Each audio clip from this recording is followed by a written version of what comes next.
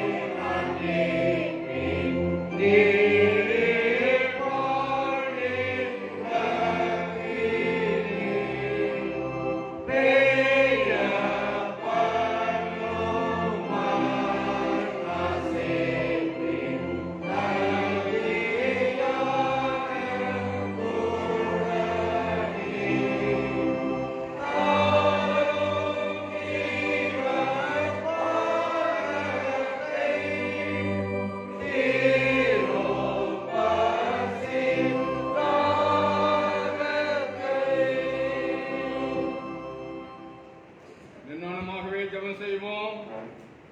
எல்லா ஆயுதங்களையும் எல்லா விருப்பங்களையும் எல்லா அரசனையும் அந்திருக்கின்ற சர்வ கடவுளையும் நாங்கள் தேவத்தில் பரிபூரண அன்பு கோரவும் உடைய பசுத்த நாமத்தை உத்தமப்படுத்தவும் உடைய பசுத்த அவனியோதனால் எங்கள் இதயத்தில் சிந்தனை சுத்தம் பண்ணியறல எங்கள் கர்த்தராகிய இயேசு கிறிஸ்துவின் மூலமாய் வேண்டிக் கொள்கின்றோம் பிதாவே.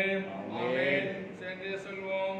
உன்னதத்திற்கு தேவனுக்கு மகிமையும் சமாதானமும் மனுஷன் மேல் பிரியமானதாக. கர்த்தராகிய பராபரனே, பரமராஜாவே, சர்வத்துக்குள்ள பிதாவாகிய தேவனே, உம்மை துதிக்கிறோம், உம்மை புகழ்கிறோம், உம்மை மகிமைப்படுத்துகிறோம். ஒரு சிறந்த மகிமை ஸ்தோத்திரம் செலுத்துகிறோம். கர்த்தராகிய ஒரே பேரனப்பனாகிய இயேசு கிறிஸ்துவே, கர்த்தராகிய பிதாவின் சுதனே, உலகத்தின் பாவத்தை சுமந்திருக்கிறவரே, எங்கள் ஜபத்தை ஏற்றுக்கொள்ளும். தேவனாகிய பிதாவின் வலது பாசம் ஏற்றிருக்கிறவரே, எங்களுக்கு இறங்கும். நீரே பரிசுத்தர், நீரே கர்த்தர், இயேசு கிறிஸ்துவே, தேவன் ஒருவரே, பரிசுத்தாவியோடு தேவனாகிய பிதாவின் மகிமையிலே உன்னதமானவராயிருக்கிறீர். ஆமென். பிரியமானவர்களே, நாம் இப்பொழுது பரிசுத்த வசனத்தை வாசிக்கும் தியானிக்கும் கேட்கவும் ஆண்டுடைய சரீரத்தின் ரத்தத்தை பெற்றுக்கொள்ள நாங்கள் கூட இருக்கின்றோம். உத்தமன சபத்தோடும் உண்மையான விசுவாசத்தோடும் இயேசு கிறிஸ்துவுக்கு சேவதற்காக கடவுளுடைய கிருபையில் விழுவார்படிட்டு நம்மை நாமே சோதித்து அறிவோமாக. ஜெபம் செய்வோம். உங்கள் பாவத்தை முழுவதோடு உண்மையான மனசாப்பாட்டு பிறத்தில் அன்பு சிநேகமாக இருந்து இனி கடவுளுடைய கற்பனை கை கொண்டு புதிதாகப்பட்டுள்ளாய். அப்படி பரிசுத்த மார்க்கத்தில் நடப்போம் என்று தீர்மானிக்கின்ற நீங்கள் நமது ஆண்டவர் இயேசு கிறிஸ்து மூலமாய் சர்வ வல்லமையுள்ள கடவுளோடு ஒப்புறாம்படி மறுபடியும் உங்கள் பாவங்களை மனத்தாழ்மையாய் அறிக்கையிடுங்கள். சேர்ந்து சொல்லுவோம். பரப்பிதாவே, உமக்கு விரோதமாகவும் எங்கள் ஆயிரம் விரோதமாகவும் பாவம் செய்தோம் என்று அறிக்கையிடுகின்றோம். நடந்து வந்தோம். கிறிஸ்து நாமத்தில் சொல்லியின் தீவிட்டு விலகவில்லை.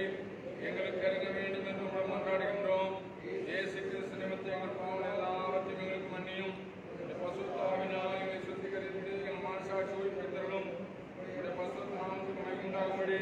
நாங்கள் எண்ணி புதுச்சிருந்தாய் உமக்கு ஊழியர் செய்யத்தக்கதா மற்றவர் மன்னிக்க எங்களுக்கு உதவி புரியும். ஆமென். இயேசு கிறிஸ்து மூலமாக தமிழகத்தில் உண்மையாக மனதராக மன்னப்படுகின்ற கிருபையின் அருள்வாக்கை கவனமாக கேளுங்கள். வருத்தப்பட்டு பாபார சுமக்கிறவர்களை பாருங்கள். நான் உங்களுக்கு இலைப்பால் தருவேன். ஒருவன் பாவம் செய்வானால் இதுவரைக்கும் இயேசு கிறிஸ்து நமக்காக பிதாது பரிந்து பேசியிருக்கின்றார். நம்முடைய பாவங்களை நிவர்த்தி செய்கிற கிருபாதார பலி அவரே.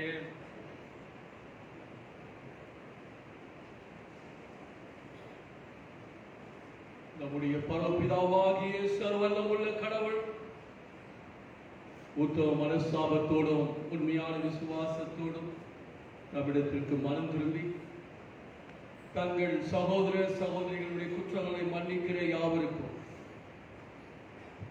பாவ மன்னிப்பை அருள் செய்வோம் என்று மிகுந்த இரக்கமாய் வாக்குத்தத்தம் செய்திருக்கிறார். அவர் நம்முடைய ஆண்டவர் இயேசு கிறிஸ்து நிமித்தம் உங்களுக்கு இறங்கி உங்கள் பாவங்கள் எல்லாவற்றையும் மன்னித்து அவைகளிலிருந்து உங்களை விடுதலையாக்கி சகல நன்மையிலும் உங்களை உறுதிப்படுத்தி நிலைநிறுத்தி உங்களை நித்திய சிவக்கரையில் சேர்ப்பாராக. ஆமென். ஆமென். தேவனுக்கே ஸ்தோத்திரம் உண்டாவதாக. திருவசன போதனை கர்த்தர் உங்களோடு கூட இருப்பாராக. அவர் தமது ஆவியோடும் கூட இருப்பாராக. நாளுக்குரிய வேத பாடங்கள் வாசிக்கிறோம்.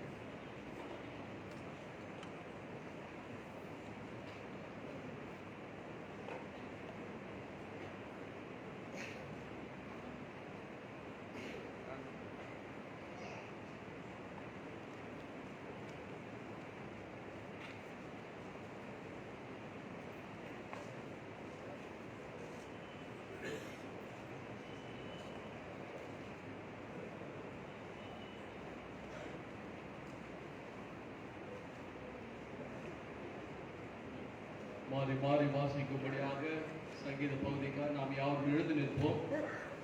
27ஆம் சங்கீதத்தை மாறி மாறி வாசிக்கும். சங்கீதம் 27. கர்த்தர் என் வெளிச்சமும் என் ரட்சிப்புமானவர், யாருக்கு பயப்படுவேன்? கர்த்தர் என் ஜீவனின் பலனானவர், யாருக்கு அஞ்சுவேன்? என் பொல்லாதவர்களை பச்சை எனக்கு விரோதமாக ஒரு பாளையம் இறங்கினாலும் என் இருதயம் பயப்படாது. என் மேல் யுத்தம் எழும்பினாலும் இதனாலே நான் நம்பிக்கையாயிருப்பேன். கேட்டேன், அதே நாடுவேன். நான் கர்த்தருடையாகவும் அவருடைய ஆலயத்தில் ஆராய்ச்சி செய்யும்படியாகவும் நம் கர்த்தர் தங்கியிருப்பதை நாடுவேன். தீங்கு நாளில் அவர் என்னை தம்முடைய கூடாரத்தில் மறைத்து, என்னை தமது கூடார மறைவிலே ஒளித்து வைத்து, என்னை கண்மலையின் மேல் உயர்த்துவார்.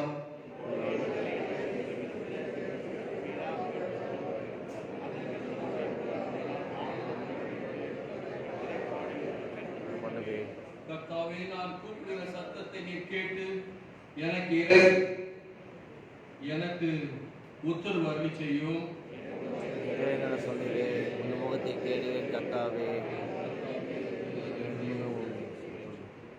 உமது முகத்தை எனக்கு மறையாதேயும், நீர் கோபத்துடன் உமது அடியனை விலக்கி போடாதேயும். நீரே எனக்கு சகாயர், என் ரட்சிப்பின் தேவனே. என்னை நெகிழ விடாமலும் என்னை கைவிடாமலும் இரும்.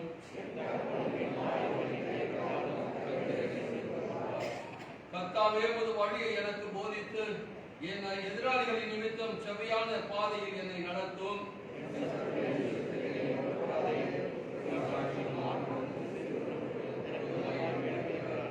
நானோ ஜீவனுள்ளோ தேசத்திலே கர்த்தருடைய நன்மையை காண்பேன் என்று விசுவாசியாதிருந்தால் கெட்டு போயிருப்பேன். கத்தருக்கே காத்தரு. பிதாவுக்கும் குமாரனுக்கும் பரிசுத்தாவிக்கும் மகிமை உண்டாவதாக. ஆதியிலும் இப்பொழுதும் எப்பொழுதுமான சதா காலங்களில் மகிமை உண்டாவதாக. ஆமென். சபையார் உட்கார்ந்து கொடுங்க.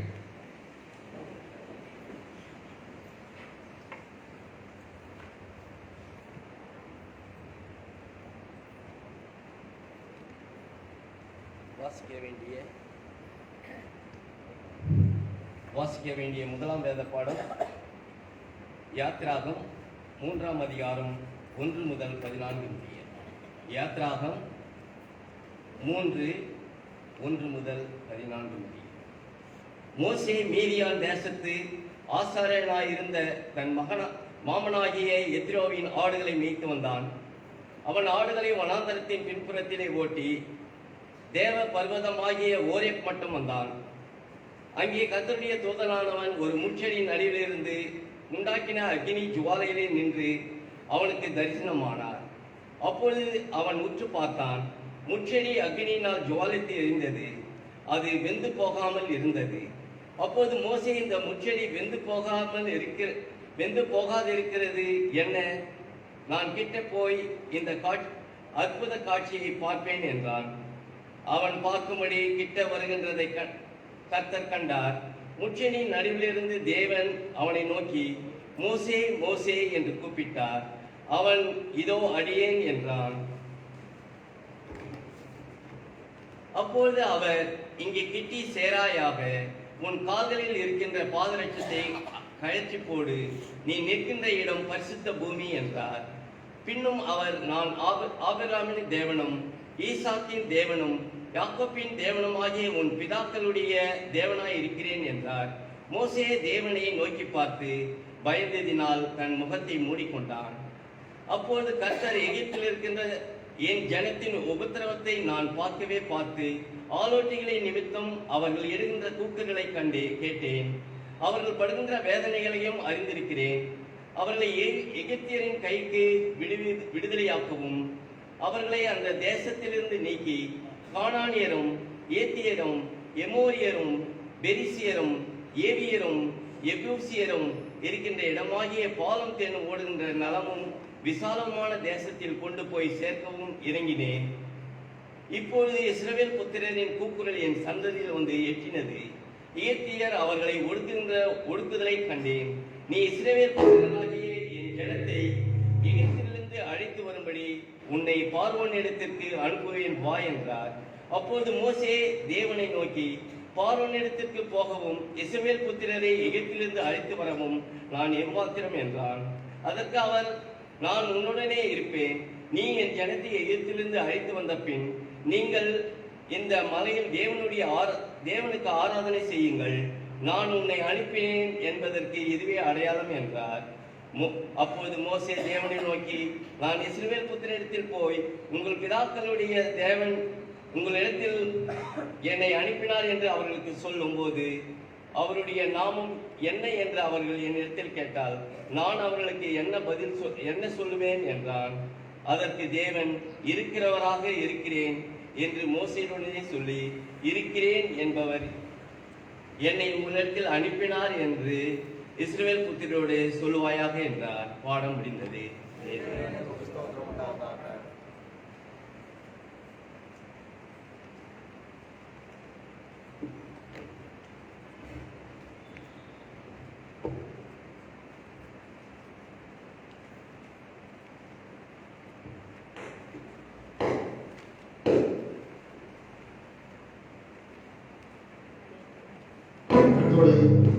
கர்த்தருடைய பரிசுநாமத்துக்கு சோத்திரம் உண்டாவதாக.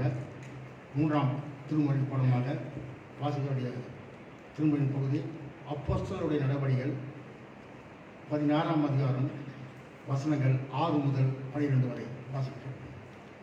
அப்போஸ்தலர் 16ஆம் அதிகாரம் வசனங்கள் 6 தொடங்கி 12 வரை வாசிக்கிறோம். அவர்கள் பிரிகியா காலத்திய நாடுகளை கடந்து போன போது ஆசியாவிலே வசனத்தை சொல்லாதபடிக்கு பரிசுத்த ஆவியினாலே தடை பண்ணப்பட்டு மீசியா தேசம் மட்டும் வந்து பிந்தினியா நாட்டுக்கு போக பிரயத்தனம் பண்ணினார்கள். ஆவியானவரோ அவர்களை போக விட்டாதிருந்தார். அப்போது அவர்கள் மீசியா பக்கமாய் போய் புரோவாவுக்கு வந்தார்கள். அங்கே ராத்திரியிலே பவுலுக்கு ஒரு தரிசனம் உண்டாயிற்று.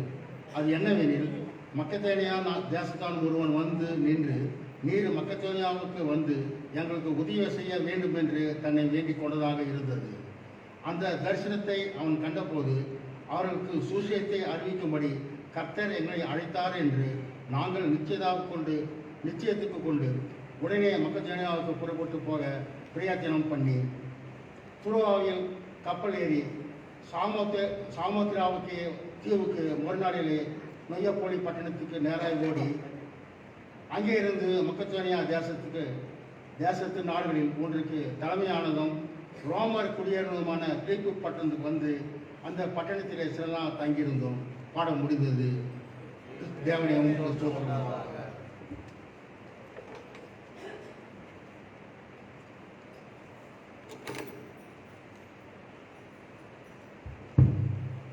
பரிசுத்த யோவான் எழுதின சுவிசேஷம் 12ஆம் அதிகாரம் வசனங்கள் 20 முதல் 32 வரை.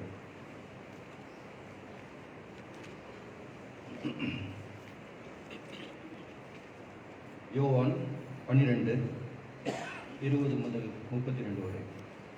பண்டிகையில் ஆராதனை செய்ய வந்தவர்கள் சில கிரேக்கர் இருந்தார்கள். அவர்கள் கலிலேயா நாட்டு பெத்சாய்தா ஊரானாகிய பிலிப்பு என்னிடத்தில் வந்து, ஐயா, இயேசுவை காண விரும்புகிறோம் என்று அவனை கேட்டுக்கொண்டார்கள். பிலிப்பு வந்து அதை அந்திரேயாவுக்கு அறிவித்தான். பின்பு அந்திரேயாவும் பிலிப்புவும் அதை இயேசுவுக்கு அறிவித்தார்கள். அப்பொழுது இயேசு அவர்களை நோக்கி, மனுஷகுமாரன் மகிமைப்படும்படியான வேலை வந்தது.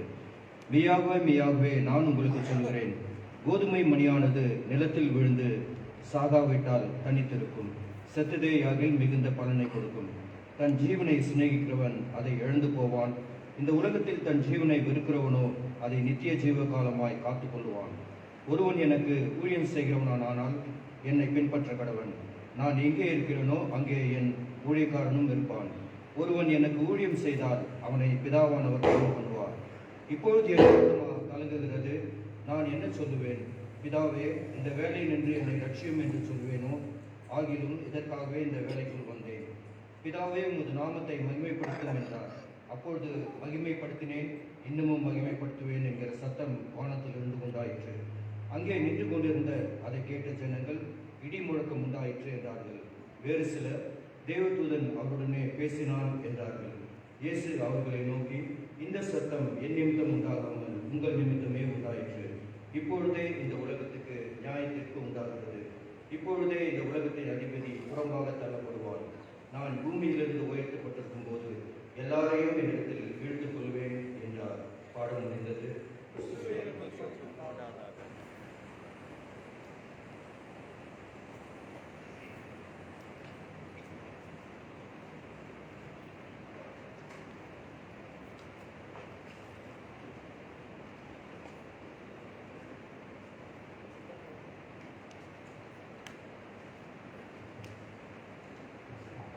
இந்த வருடமாகவே கிறிஸ்துவ கீர்த்தனைகள் 153வது கீர்த்தனை, இயேசுவே கிருபாசனன் கெட்ட இளைஞனை வீட்டருளுக கீர்த்தனை நாம் யாரும் சேர்ந்து பாடலாம். அப்பொழுது முதலாவது காணிக்கை எடுக்கிறோம்.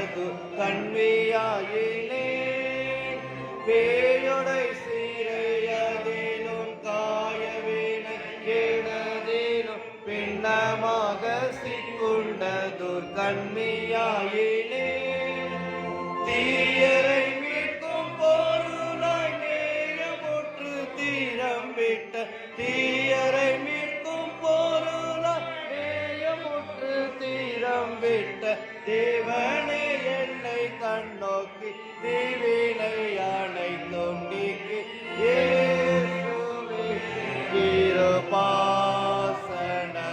பதியே கெட்ட இழிஞ்ச என்னை விட்டருள் இயேசுவே கிருபாசன பதியே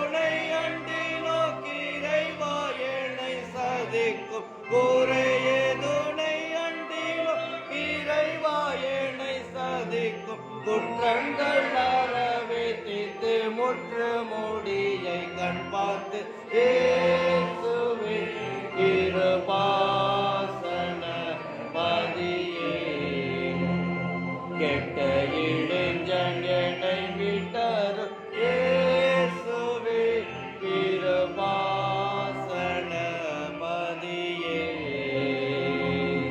பொல்லா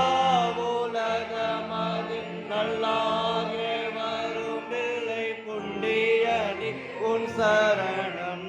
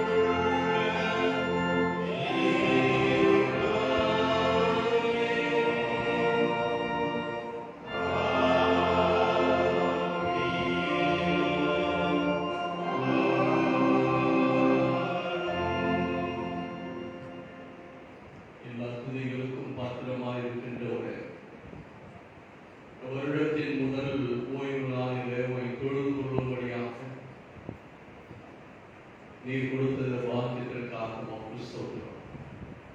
வந்திருக்கிற ஒவ்வொருவரும் விசேஷித்தமானவர்கள், சிறு பிள்ளைகள், வாலிபர்கள், பெரியவங்க, ஒவ்வொருவரையும் குடும்பமாய் கடந்த ஆண்டை கடந்து இந்த ஆண்டில் உண்மை பின்பற்றினவர்களாக உங்களுடைய ஆலோசனைகளோடு வழிநடத்துதலோடு இந்த ஆண்டை துவங்கி இந்த ஆண்டு முழுவதும் நீர் எங்களோடு கூட இருக்கணும் என்ற நம்பிக்கையோடு சமூகத்தை கொண்டு வந்திருக்கிறார்.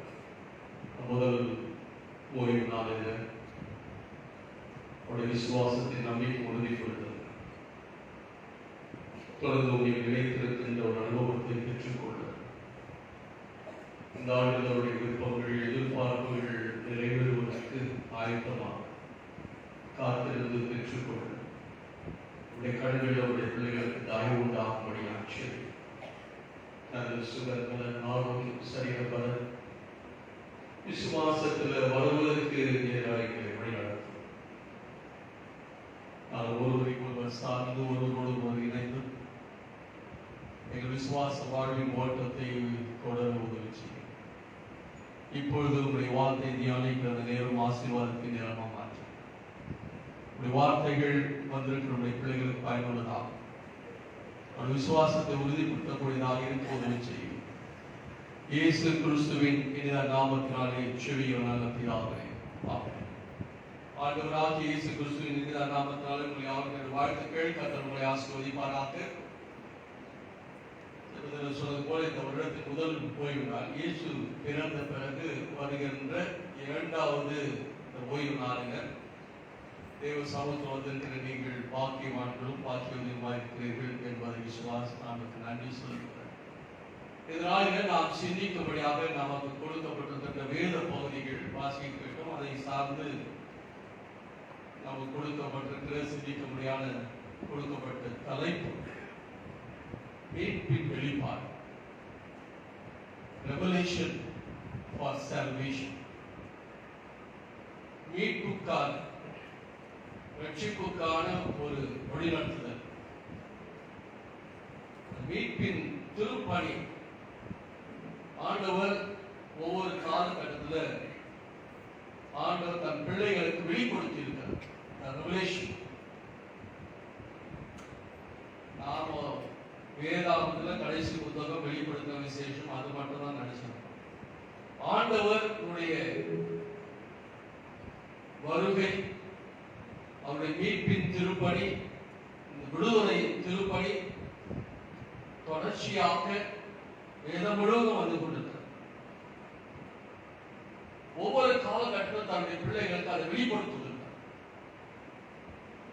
இந்த நாளின் செய்திக்கு ஆதாரமாக யோவான் எழுதின அந்த நிருபத்தில் 1 யோவான் 3ஆம் அதிகாரம் 2ஆம் வசனம். 1 யோவான் 3ஆம் அதிகாரம் 2ஆம் வசனம். பிரியமானவர்களே, இப்பொழுது தேவனுடைய பிள்ளைகளாய் இருக்கிறோம். இனி எவ்விதமாய் இருப்போம் என்று இன்னும் வெளிப்படவில்லை. ஆகிலும் அவர் வெளிப்படும்போது அவர் இருக்கிற வண்ணமாகவே நாம் அவரை தரிசிப்பதினால் அவருக்கு ஒப்பாயிருப்போம் என்று அறிந்திருக்கிறோம். யோவானிகோ நம்பிக்கையோடு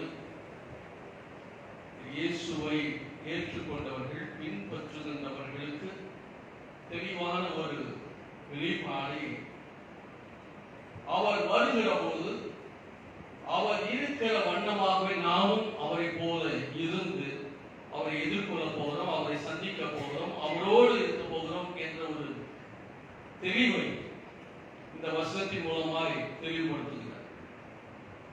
இன்று ஞானத்திற்கு ஆதாரமாக இந்த வசனம் ஏனென்றால் ஆண்டவர் தன்னுடைய பிள்ளைகளை தன்னுடைய சாயல் உருவாக்கினார். மனுஷர்களை, மக்களை தன்னுடைய சாயல் உருவாக்கினார். பிதா, குமாரன், பரிசுத்த ஆவியாகிய திரியேக கடவுளின் ஒட்டுமொத்த உருவத்தால் ஒவ்வொரு மனுஷனுடைய சாயல் இருந்தார். ஒவ்வொரு மக்களை மன்னித்து மறந்து அவரை நடத்துகின்றார்கள். ஒரு நாளும் மக்களை, ஜனங்களை அழிக்கணும், அவர்களை புறம்பே தள்ள வேண்டும் என்பது அவருடைய நோக்கமாக. இந்த மீட்பின் மகிழ்ச்சி ஒவ்வொருடைய உள்ளத்திலும் இல்லத்திலும் இருக்கணும். தன்னை சார்ந்திருக்கிற, தன்னை பின்பற்றுகிற பிள்ளைகள் அனுபவிக்க வேண்டும் என்பதுதான் அவருடைய நோக்கமாக இருக்கிறது. அவர் நாம் துன்பப்படுகிற போது துன்பப்படுகிறவராக, நம்மை விடுவிப்பதற்காக தன்னை அர்ப்பணிக்கின்றவராக ஆண்டவர் தன்னை வெளிப்படுத்தி பல நிலைகளில அவர் தன்னை வெளிப்படுத்துவதற்கு ஆதாரமாக கொடுக்கப்பட்ட வேத பகுதிகளை தான் இன்று நாம் இங்கு வாசிக்க கேட்டோம். ஆண்டவராகிய தேவன் எகிப்தின் அடிமைத்தனத்தில் இருந்த மக்களை மீட்டெடுப்பதற்காக ஏதோ கோபத்துல ஆபிரகாமுக்கு ஒரு சாப வார்த்தையை வெளிப்படுத்தினார். எனக்கு பலி செலுத்துகின்ற காலத்துல முறையாகவும் கனத்துக்குரியதாகவும் ஒரு தெய்வ பக்தி, ஒரு பயத்தோடு செய்யல என்பதுதான். ஆபிரகாம் விசுவாசத்தின் தகப்பன். ஆபிரகாமோடு நேரடியாக பேசினார். ஆபிரகாம் அழைத்து வானத்தின் நட்சத்திரத்தை போல, கடற்கரை மணலை போல உன்னை வர்த்திக்கப்படுவேன் என்று வாக்களித்த ஆண்டவர் அவர் மென்மையானவர். ஆண்டவர் மிகவும் மென்மையானவர், பரிசுத்தமானவர். அவர் பட்சபாதம் படுகிறவர் அல்ல, அலட்சியமாகவும் எப்படினாலும் இருக்கலாம் என்பது அவருடைய காரியம் அல்ல. அவருடைய பிள்ளைகள் கருத்தா இருக்கும். இல்லைன்னா என்ன செய்யணும்ன்றத அவர் செய்வார். அவர் மன்னிக்கிறவரை, இறங்குகிறவரு, நம்ம காப்பாற்றிடுவாரு, சுகப்படுத்திடுவாரு, நம்முடைய தேவையை சந்தித்திடுவாரு. இப்படி ஒரு தவறான கண்ணோட்டத்தில் இந்த கிறிஸ்துவ மார்க்கம் போறது நிமித்தமாய் இன்று ஆண்டவராகிய இயேசுவின் நாமம் வீதியிலே வழங்கப்படுகிறார். சிறியோர் முதல் பெரியோர் மட்டும், ஆசாரை முதல் தீர்க்கதரிசிகள் மட்டும் பொய்யர்களாக மாறி போய் இந்த சமூகத்தில் ஆண்டவருடைய நாமம் தூஷிக்கப்படுகிறது. உலகத்தை உண்டாக்கின ஆண்டவர் அவருடைய பிள்ளைகளினால கனவீனப்படுகிறார். ஆண்டவர் தன்னுடைய பிள்ளைகள் மனம் திரும்பணும், மகிழ்ச்சியா வாழணும், அவர்கள் குறையில்லாமல் இருக்கணும் என்பது அவருடைய எதிர்பார்ப்பு. அதுக்கு தான் அவர் நாமும் கழிக்கப்பட்ட பிள்ளைகளாக இருக்கிற நமக்கு ஒரு படிப்பு கொடுத்துட்டாரு, வேலையை கொடுத்திருக்கிறார், நல்ல குடும்பத்தை கொடுத்தார், ஆயுஷ் நாட்களை கூட்டிக் கொண்டிருக்கிறார். காரணம் ஒரு ஆண்டு முடிச்சு இந்த 2ஆவது ஆண்டு 22ஆம் ஆண்டை தொடங்கினோம். ஒவ்வொருக்கும் ஒரு வயது கொடுக்கும். இத்தனை ஆண்டுகள் எத்தனை ஆச்சரியமாய் நம்ம நடத்தி கொண்டிருக்கிறார். அவருக்கு நாம் உண்மை உள்ளவர்களாக இருக்கிறோமா? அவரை பிரியப்படுத்துவர்களாக இருக்கிறோமா? ஒவ்வொரு நாளும் நாம் ஆண்டவரின் சமுதிரங்களை ஆராய்ந்து பார்த்து நோக்கும். சங்கீதக்காரன் தெளிவா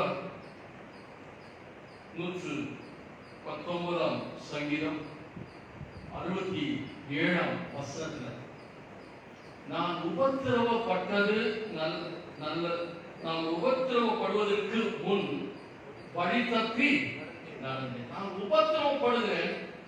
ஏன் உபத்திரவம்? அதுக்கு முன்னாடி ஆண்டோடைய வசனத்தை விட்டுட்டார், ஆண்டோடைய சத்தியத்தை விட்டுட்டார், ஆண்டோடைய பிரசனத்தை விட்டுட்டார். தெய்வ பக்தி, தெய்வ பயம் அது இல்லை. என் பேச்சில, நடத்தில, வாழ்வுல எங்கோ ஒரு இடத்துல வழிய விலகி போனேன். நான் வழி தப்பி உபத்திரம் வருவதற்கு முன்னாடி வழி தப்பி நமக்கு என்ன நடக்கும் நல்லா தெரியும். சங்கீதக்காரன் தன் அனுபவத்துல பாடல பதிவு பண்றார். 14ஆம் சங்கீதம் 3ஆம் வசனத்துல, எல்லோரும் வழி விலகி ஏகமாய் கெட்டு போனார்கள். வழி விலகினால் கெட்டு போய், வழி விலகி போனால் ஆண்டவருக்கு பிரியமில்லாத காரியங்களை செய்ய துணிகள் வந்துடும். அந்த துணிகளும் எனக்குள் இருக்கிற தேவ மகிமையால் எடுத்து போனார். சத்ருவானவன் அவர் லகுவா மனுஷர்களை ஆண்டுடைய சமூகத்தை விட்டு பிரிச்சார். ரோமர்கள் 3ஆம் அதிகாரம் 23ஆம் வசனத்துல, பாவம் தேவ மகிமையை நம்மிடத்திலிருந்து எடுத்து போடுவோம். எல்லோரும் பாவம் செய்து தேவ மகிமை அற்றவர்களானார்கள். பாவம் அவ்வளவு கொடூரமான, அது தேவ பிரசன்னத்திலிருந்து நம்ம இணைக்கணும். கொஞ்சம் அந்த கொஞ்ச நேரத்துல என்ன நடக்கும்னு தெரியும். அந்த கொஞ்ச நேரம் தான் ஆபிரகாம் பலி செலுத்தக்கூடிய பலிபீடத்தின் மேல் எல்லாவற்றையும் வைத்து, அதாவது துண்டு துண்டாக வெட்டி பலிபீடத்தின் மேல வைத்து அவைகளை ஆண்டவர்க்கென்று நான் பலி செலுத்துகிறேன் பெருமிதம் பண்ணான். நல்லதுதான். ஆனா ஒரு தப்பு என்னன்னா, அந்த சிறு சிறு பறவைகளை பட்சிகளை உயிரோடு வச்சுட்டான்.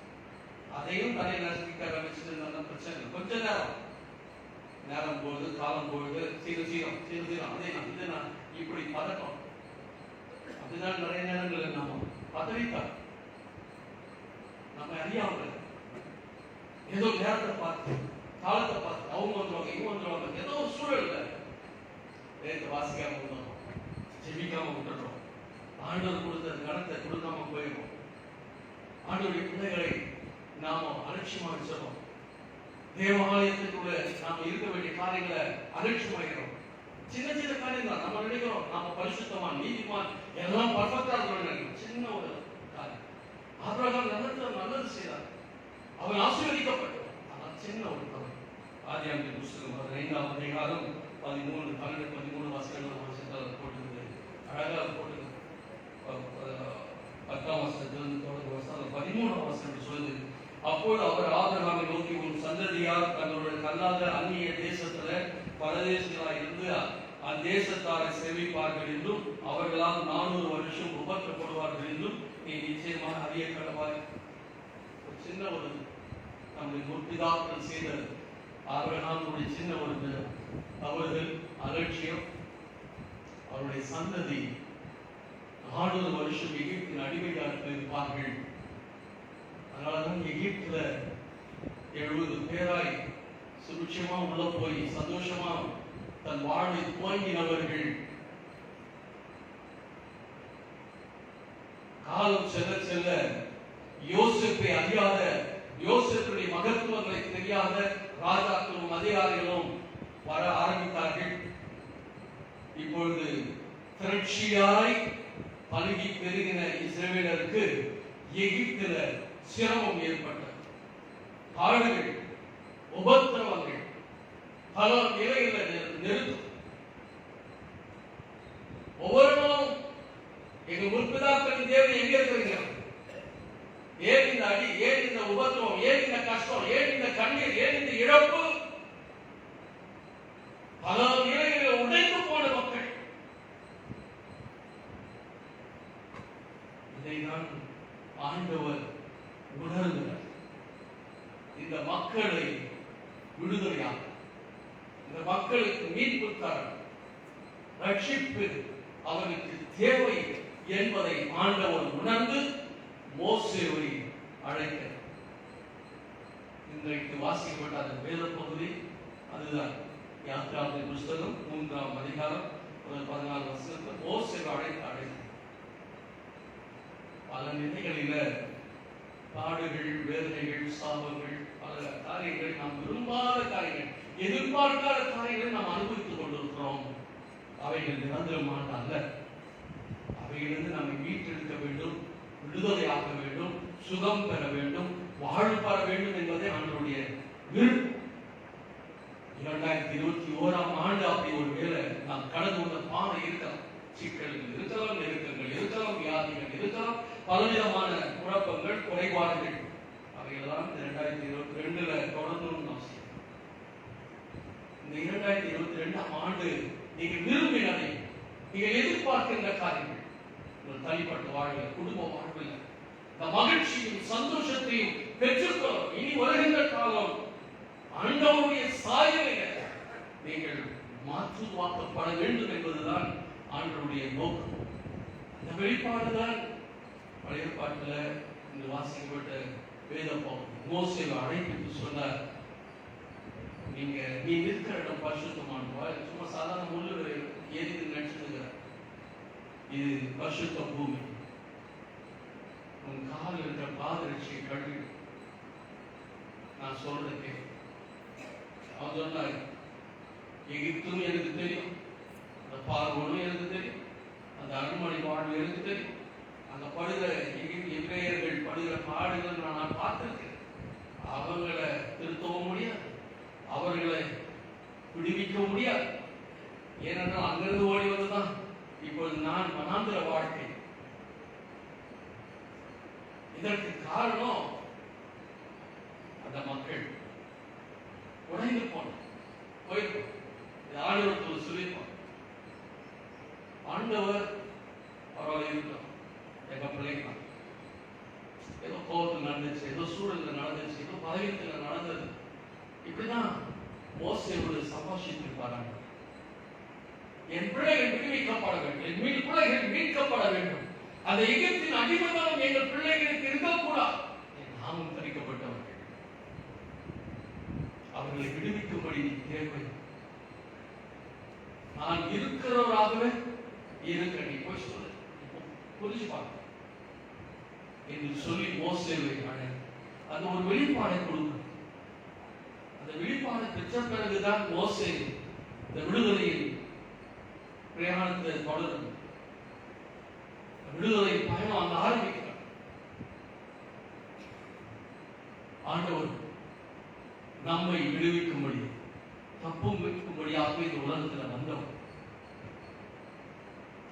அவருடைய கிருபை நம்ம இம்மாற்றம் நடத்தி கொண்டு வந்தார். இயேசு அதை தெளிவுபடுத்துறார். சுவிசேஷ பகுதியில் யோவான் எழுந்த சுவிசேஷ பகுதி வாசி. இயேசு புறக்கணிக்கப்பட வேண்டியவர். அவர் வேசியாவாக ஏற்றுக்கொள்ள, வேசியாவாக இருப்பதற்கு அவர் ஏற்றவர் அல்ல என்று சொல்லி அதிகாரத்தில் இருக்கிறவர்கள், ஆளுகையில் இருக்கிறவர்கள், நாட்களில் இருந்த ஆசாரியர்களும் பிரதான ஆசாரியர்களும் வேதப்பாரர்களும் இவர் சமயத்திற்கும் ஒத்து போக மாட்டார், இந்த சமூகத்துக்கும் ஒத்து போக மாட்டார். இவர் சமயத்திலும் ஒத்து போகிற, அரசியலிலும் ஒத்து போகிறார். இவர் எல்லாருக்கும் எதிராளியானவர் என்பதைத்தான் மிக தெளிவாக வெளிப்படுத்துகிறார். இயேசு உடைந்து போய் இந்த மக்களுக்காக, என் பிதாவுடைய சித்தத்தை நிறைவேற்றுவதற்காக இந்த உலகத்தில் வந்தார்.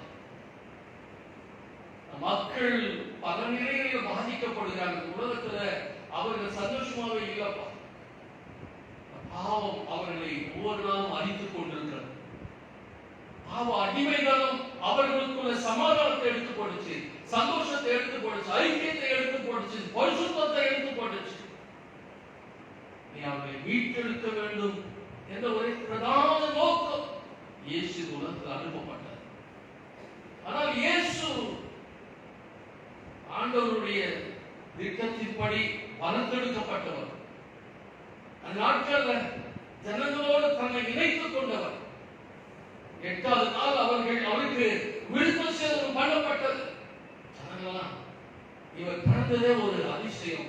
8வது நாள் அவர்கள் விடுதலை சேதனம் பண்ணும்போது ஜனங்கள் பேசியிருப்பார், இந்த குழந்தை ஆண்டவருடைய திருப்பணி ஆற்றுவதற்காகவே அனுப்பப்பட்டது, தேவாவினால் உருவாக்கப்பட்ட இந்த குழந்தை என்று சொல்லியிருப்பார். சிமியோன் அதுக்கு உதாரணம், அண்ணால் அம்மா அந்த பாட்டிமாவோட உதாரணம்.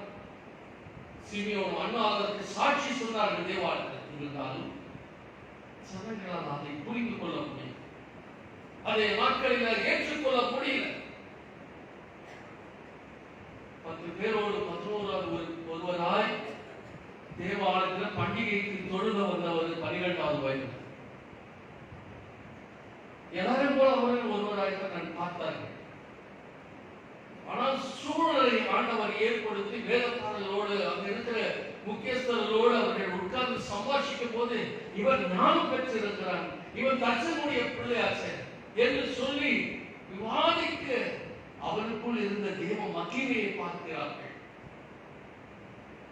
அவர் வாலிபனான பொழுது ஒரு நாள் அவர் தேவாலயத்தில் ஜெப ஆலயத்துக்கு வந்த பொழுது மூப்பர்கள் அவரை பார்த்து இந்த நியாயப்பிரமாண புத்தகத்தை அந்த வேதத்தை வைத்து வாசிப்பார் என்று சொல்லி அவருக்கு வேத நியாயப்பிரமாணத்தை வாசிக்கும்படியான ஒரு வாய்ப்பு கொடுத்தார்கள். அவர் ஏசியாத்திலிருந்து எடுத்து வாசித்தார்.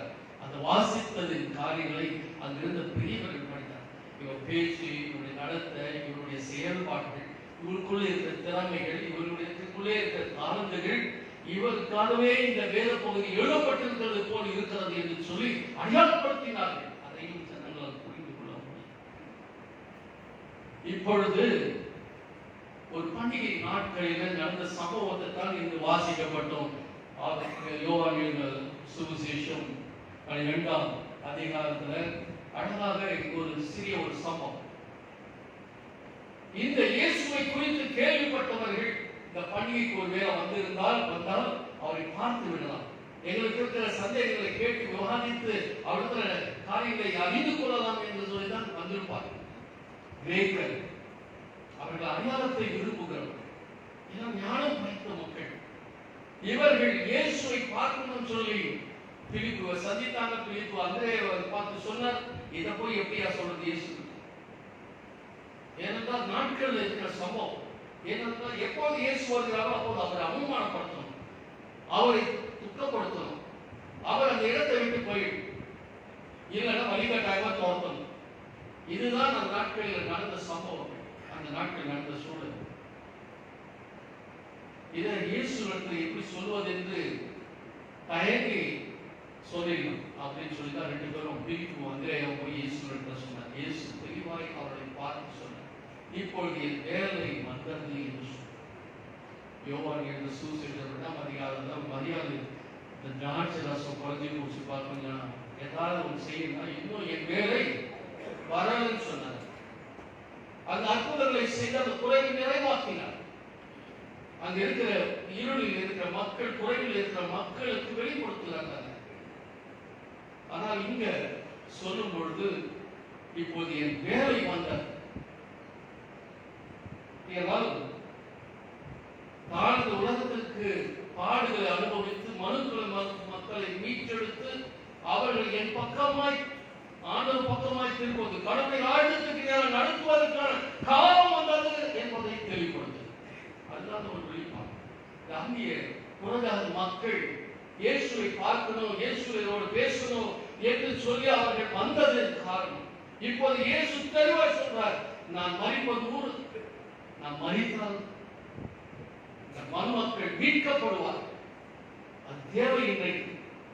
அதுதான் அழகாக சொல்றாரு யோவான் சுவிசேஷம் 12ஆம் அதிகாரம் 24ஆம் வசனத்துல, மெய்யாகவே மெய்யாகவே நான் அப்படின்னா கொஞ்சம் ஆணித்தரமா உறுதியா நீங்க கொஞ்சம் அதை ஆராய்ந்து பாருங்க, கருத்தாங்க யோசிங்கன்றதுக்காக அது கொஞ்சம் உறுதிப்படுத்தி சொல்வதற்காக 2 பேரும் சொல்றாங்க. இப்பெல்லாம் 2 முறை ஒரு வார்த்தை வருகிறதோ அதை கொஞ்சம் ஆராய்ந்து பார்த்து ஏன் அப்படி சொல்றாரு, எதற்காக சொல்கிறார்.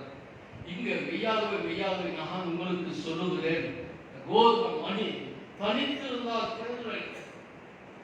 அது பூமியிலே சாகப்படுத்தும், அது செத்ததே ஆகி மிகுந்த பலனை கொடுக்கும் என்ற ஒரு வெளிப்பாடு அங்கு வருகிறது. சொல்றார், எதற்காக நான் அனுப்பப்பட்டேனோ அது நிறைவேறும்படியான காலம் வந்தது. என்னை அர்ப்பணிக்கிறேன், என்னை ஒப்பு கொடுக்கிறேன், இந்த பாடுகளுக்குள்ளாக கடந்து போவது ஆயத்தமாகிறேன் என்பதை வெளிப்படுத்துவதற்கான ஒரு காரியம். இந்த மனுமக்களின் மீட்புக்காக, ரட்சிப்புக்காக தன்னை விட்டு கொடுக்க அதுதான் முன் வருது. ஆனால் எனக்கு ஆண்டவர் என்னை அழைத்தார், என்னை அனுப்பினார், எனக்கோடு ஆண்டவர் இருக்கிறார் என்ற ஒரு அற்புதங்களையும் அடையாளங்களையும் செய்து நடப்பித்து மறைந்து தன்னை பிரசித்திப்படுத்தின இயேசு இப்பொழுது காலம் நிறைவேறிற்று, என் வேலை வந்தது, இந்த மனு மக்களை மீட்பதற்காக என்னை ஜீவ பலியாய் கொடுக்க வருகிறேன் என்று முன்னிறுத்துகிறார். அதுதான் அதை உறுதிப்படுத்தும்படியாக பிதாவை நோக்கி விண்ணப்பம் பண்ணின ஜனங்களுக்கு இதை தெளிவுபடுத்துதப்பா. அப்பொழுது வானத்திலிருந்து ஒரு சத்தம் வந்தது என்று யோவானின் சுவிசேஷம் 2ஆம் அதிகாரத்தில் 27, 28 வசனங்கள் வாசித்தது என்றால் அதில் அழகா பதிவு பண்றார். பிதாவே 28ஆம் வசனத்தில் மகிமைப்படுத்தினேன், இன்னும் மகிமைப்படுத்துவேன் என்ற சத்தம் வானத்திலிருந்து உண்டாயிற்று. இயேசுனுடைய இந்த அர்ப்பணிப்பை உறுதிப்படுத்துகிறார். அவர் பிறக்கும் போது உறுதிப்படுத்தினார், இவரின் நேசகுமாரன். அவர் திருமுழுக்கு பெறுகிற போது அடையாளப்படுத்தினார், இவரின் நேசகுமாரன். மறுரூபமான தேவன் வெளிப்படுத்தினார், இவரின் நேசகுமாரின் பிரியமாக இருக்கிறார். இப்பொழுது கடைசி தன் பயணத்துக்கு முன்பாக பாடுகளை ஏற்றுக்கொண்டு இந்த உலகத்தின் பாவங்களுக்காக தன்னை ஜீவ பலியாய் கொடுப்பதற்கு முன்பாக இயேசு ஆண்டவரால் அடையாளப்படுத்துகிறார்.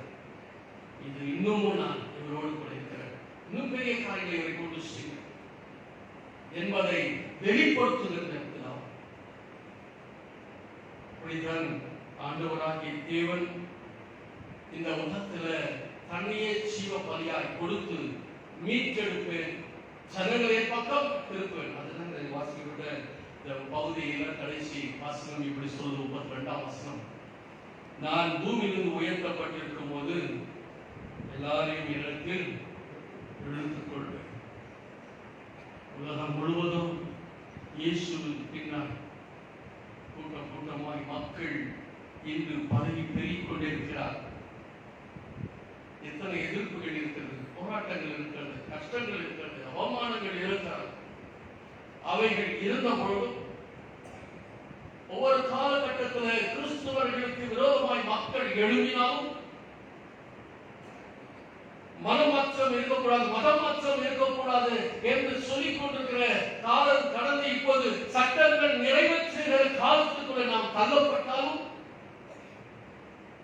கிறிஸ்துவை அறிந்து கொள்கிறோம், ஏற்றுக்கொள்கிறோம் பெறுகிற காலம் இந்த காலம். ஆண்டவருக்கு தன்னை முழுமையாக அர்ப்பணித்து வாழ்கின்ற மக்கள் எழுப்புகிறார்கள். இயேசு எனக்கு தேவை என்று சொல்லி மனம் மாறி மதத்தையும் மாற்றி கிறிஸ்துவுக்காக தன் ஜீவனை கொடுக்கிற மக்கள் எழுதி கொண்டுதான் இருக்கிறார். சும்மா துரத்துகிறார்கள், புறக்கணிக்கிறார்கள், அடித்து காயப்படுத்தினார்கள் என்பது மட்டும் கடந்து ஊழியம் செய்கிறவர்களை அப்படியே எரிக்கிற காலத்துல வந்திருக்கிறோம். எங்க வீட்டு போயிடுங்க, எங்க கிராமத்துக்கு வராதீங்க, எங்க ஊருக்கு வராதீங்கன்னு சொல்லி புறக்கணித்த காலம் போய் நீங்கள் எங்கே தொழுது கொள்ள தொழுது கொள்ள கூடாது என்று சொல்லி அந்த தொழுகை ஸ்தலத்தை இடிக்கிற காலத்தில் இப்போது வந்திருக்கிறோம். 2021 கடந்து 2022 போகுகிறோம். நீ நானும் அலட்சியமாய் இருந்து விடாதபடி, ஏனோ தானோ என்று இருந்து விடாதபடி இந்த மீட்பின் திருப்பணியை ஆண்டவர் என்னிலே வைத்திருக்கிறார், என் தலைமையை எழுதி வைத்திருக்கிறார். நான் அதற்காகவே படித்திருக்கிறேன், வேலை செய்கிறேன், இந்த வாழ்வு எனக்காக என்பதை உணர்ந்தவர்களாக ஆண்டவருடைய திருப்பணி ஆற்றுவதற்கு, ஆத்தும ஆதாயம் செய்வதற்கு நம்மை ஆண்டவர் தெரிந்து கொண்டார். இயேசுதான் அதை பவுல் கலாத்தியருக்கு எழுதுவோம் 3ஆம் அதிகாரம் 13ஆம் வசனம். கலாத்தியர் 3ஆம் அதிகாரம், மரத்தில் தூக்கப்பட்ட எவன் சபிக்கப்பட்டவன். கலாத்தியர் 3ஆம் அதிகாரம் 13ஆம் வசனம். மரத்திலே தூக்கப்பட்ட எவனும் சபிக்கப்பட்டவன், மரத்தில் தூக்கப்பட்ட எவனும் சபிக்கப்பட்டவன் என்று எழுதியிருக்கிறபடி கிறிஸ்து நமக்காக சாபமாகி நியாயப்பிரமாணத்தின் சாபத்திற்கு நியாய பிரமாணத்தின் சாபத்திற்கு நம்மை நீங்களாக்கி மீட்டுக் கொண்டார். நம்மை நீங்களாக்கி மீட்டுக் கொண்டார். இது வேத வசனம் படிப்பதற்காக மாட்டார், ஒவ்வொரு கிறிஸ்தவர்களுக்காக எழுதப்பட்டது. எப்போது நாம் இயேசு கிறிஸ்து அறிந்து கொண்டோமோ ஏற்றுக்கொண்டோமோ அவருடைய நாம் தரிக்கப்பட்டவர்கள், ஒவ்வொருவருக்காக சொல்லப்பட்ட வசனம். ஆண்டவர் நம்முடைய சாப கட்டிலிருந்து நம்மை விடுவித்து விட்டார், தப்பு வைத்திருக்கிறார், நமக்கு வாழ்வு கொடுத்திருக்கிறார். அவருக்காக நாம் என்ன செய்ய போகிறோம்? ஒரு கோதுமை மணி நிலத்தில் விழுந்து சென்றது ஆகி அது மிகுந்த பலனை கொடுக்கும். அதற்கு முதல் என்ன அர்ப்பணிக்கிறேன் என்று இயேசு வந்தார். அவர் அதை அழகா உறுதிப்படுத்துகிறார். இன்று 2022 முதல் ஓய்வு நாளில் நம்மை ஆண்டவருக்கு முழுமையாய் அர்ப்பணித்து இந்த மீட்பின் திருப்பணியை தொடர ஆண்டவர் நமக்கு உதவி செய்வார். இன்றைக்கும் நம்மளோடு பேசிக் கொண்டுதான் இருக்கிறார். பரிசுத்த ஆவியானவர், பிதாவானவருடைய காலம் போய் குமாரனுடைய காலம் போய் இப்போது பரிசுத்த ஆவியானவராய் இன்னும் செயல்பட்டுக் கொண்டுதான் இருக்கிறார். பரிசுத்த ஆவியானவர் இந்த மீட்பின் திருப்பணியை, ரட்சிப்பின் திருப்பணியை தொடர்ச்சியாக செய்து கொண்டிருக்கிறார். அது ஆச்சரியமா இருக்கும். அதை புரிந்து கொள்ளவே முடியாது. ஒவ்வொரு நாளும் வேத வாசி, ஒவ்வொரு நாளும் ஜெபிக்கணும். இதோ ஒரு நாளில ஓய்வு நாளுக்கு நாம் வேத வாசித்து ஜெபித்து விட்டு போறதுல வராது. ஒவ்வொரு நிமிஷமும் ஆண்டவரோடு பயணிக்கிற பொழுதுதான் அவருடைய வழிநடத்துதலை புரிந்து கொள்ளும். தேவ ஆவியானவர் எங்கும் நிறைந்து இருக்கிறார். உன்னையும் என்னையும் இப்பொழுது ஆண்டவரா, பரிசுத்த ஆவியானவரால் ஆண்டவர் நம்மை நடத்தி கொண்டிருக்கிறார். அப்படி நடத்துகிற ஆண்டவரை புரிந்து அவருடைய வார்த்தையின்படி நம்முடைய வசதிக்காக அல்ல, நம்முடைய பெருமைக்காக, மனத்துக்காக அல்ல, அதிகாரத்துக்காக அல்ல, கிறிஸ்துவுக்காக நம்மை அர்ப்பணிக்கலாம் பாடம். அதை வெளிப்படுத்துவதற்காக இந்த ரட்சிப்பின் பயணம் தான் என்று வாசிக்கப்பட்ட இந்த நிருபம் பகுதி. அப்போஸ்தலர் நடவடிக்கையின் புஸ்தகம் 16ஆம் அதிகாரத்தில் தெளிவாக இந்த பகுதி இருக்கிறது. அப்போஸ்தலர் நடவடிக்கை புஸ்தகம் 16ஆம் அதிகாரம் 6ஆம் வசனத்திலிருந்து 2 வசனங்கள் வாசிக்கும் பொழுது அதுல தெளிவான ஒரு அனுபவத்தை பவுலடிகளார் மூலமா நமக்கு தெளிவுபடுத்துகிறார். அவர் 6ஆம் வசனம் இப்படி சொல்லுது: பிரிகியா கலாத்திய நாடு கடந்து போன போது ஆசியாவில் வசனத்தை சொல்லாதபடிக்கு பரிசுத்த ஆவியால் தடை செய்யப்பட்டார். பரிசுத்த ஆவியானவர் ஆசிய பகுதியில பவுலடிகளாரை கொண்டு சுவிசேஷ பணியை செய்ய விடாதபடிக்கு ஒரு தடை. அது ஒரு வேளை ஆசிய நாட்டில் இருந்த மக்களுடைய அந்த சூழல் நிமித்தமா தெரியும், அவருடைய எதிர்ப்பு நிமித்தமா தெரியும், அது அறியாமை நிமித்தமா தெரியும், இங்க இருக்கிற ஆளுகைகள் நிமித்தமாய் பவுலடிகளார் ஆசியாவுக்குள்ள வந்து நற்செய்தி அறிவிக்க கூடாதபடிக்கு பரிசுத்த ஆவியானவர் தடை செய்தார் என்று போட்டு இந்த பகுதி ஆசியா பகுதியில் வளர்ச்சி கொஞ்சம் வந்து கொண்டிருக்கிற காலம், வளர்ந்து கொண்டிருக்கிற காலம். பல நாடுகளில வளர்ச்சிகளை, நாகரிகங்களை வளர்ந்து கொண்டிருக்கிற காலத்தில் கூட இந்த நற்செய்தியை பவுலடிகளார் மூலமா செய்ய முடியும். தெற்குல செய்ய முடிய வடக்கெல்லாம் போய் செய்யலாமா என்று சொல்லுங்கள். அங்கிருந்து 7ஆம் வசனம் சொல்லுது, மீசியா தேசம் மட்டும் வந்து பிரித்தினியா நாட்டுக்கு போய் பிரயத்தனம் பண்ணினார்கள். ஆவியானவரும் அவர்களை போக விட்டார்கள். வடக்கு பக்கம் தெற்கு தான் முடியல, வடக்குலையாவது போய் இந்த பிரித்தினியா நாட்டுல அதை சுற்றி இருக்கிற நாடுகளை சொல்லலாம். அங்கேயும் வளர்ச்சி தெரிகிற இடம் தான். அந்த நாட்களில் அங்க பிசினஸ் இருந்தது, அந்த நாகரிகங்கள் வளர்ந்திருந்தது, அந்த மக்களுடைய தெளிவு பெற்றவர்களாக இருந்தார்கள். ஆனால் அங்கெல்லாம் நற்செய்தியை சொல்லக்கூடாதபடிக்கு ஆவியானவரால் புறக்கணிக்கப்பட்டார், தடுக்கப்பட்டார். வசதி இருக்குது, ஆனால் நற்செய்தி சொல்லணும். வசதி இருக்கிறதுனாலே நற்செய்தி சொல்லிவிட முடியுமா என்று அப்படி மாறி போச்சு. கொஞ்சம் வேத வாசிக்கிறோம், ஜெபிக்கிறோம், ஆண்டவர் அழைத்திருக்கிறார் என்று தெரிந்து கொண்டார் அப்படின்னு சொல்லி எங்கனாலும் போய் எப்படினாலும் போய் நற்செய்தியை சொல்லணும் அப்படின்ற ஒரு நிலைக்கு நாம் தள்ளப்பட்டோம். கடந்த 2 ரெக்கடா 3 ரெக்கடா இப்படி துரிதமாய் ஓடினது நிமித்தமாக இப்பொழுது பாதாளத்துக்கு தள்ளப்பட்டோம். ஊழியத்தின் நிமித்தமாக, ஊழியர்கள் நிமித்தமாக என்று பல நிலைகளில் ஆண்டவரை நாமும் தூஷிக்கப்பட்டுக் கொண்டே இருக்கிறார், அவமானப்படுத்திக் கொண்டே இருக்கிறார்.